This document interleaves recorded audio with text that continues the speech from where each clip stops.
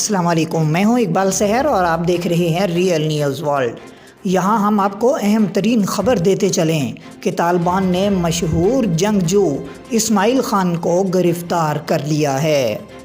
ذرائع نے اس بات کی تصدیق کی ہے کہ ہرات کے سابق گورنر اور جنگجو اسماعیل خان نائب وزیر داخلہ عبدالرحمن رحمان، صوبہ ہرات کے governor general Abdul Sabur Qane, national directorate of security کے ڈائریکٹر حسیب صدیقی اور کئی دیگر عہدیداروں کو طالبان نے 2 ہیلی کاپٹروں سمیت اپنی حراست میں لے لیا ہے۔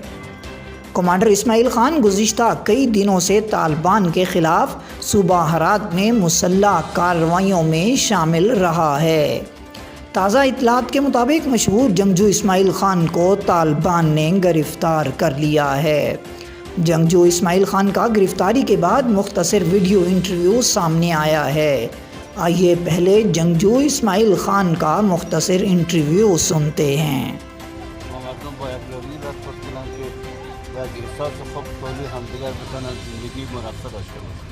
اونهایی که پیلن مقاومت میکنه در بعض ولایت ها به اونها چی پیامی دارین؟ شما آمدین با مجاهدین تسلیم شدین و برخورد خوب کردن، به اونها چی پیامی دارین؟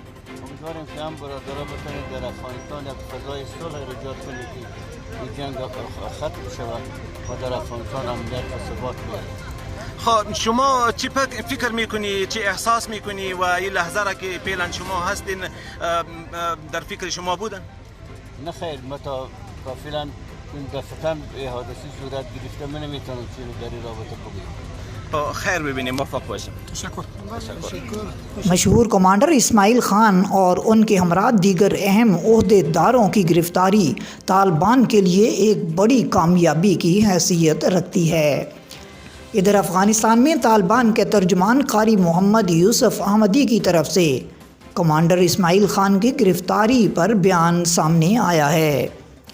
قاری محمد یوسف احمدی کا کہنا ہے، صوبہ ہرات میں ہرات کے مشہور کمانڈر محمد اسماعیل خان، نائب وزیر داخلہ عبدالرحمن رحمان، ہرات میں ظفر کور کے کمانڈر خلیل نبی احمد زئی، ہرات کے گورنر عبدالصبور قانے اور NDS کے ڈائریکٹر حسیب صدیقی ہزاروں فوجیوں اور حامیوں کے ساتھ امارت اسلامی میں شامل ہوئے۔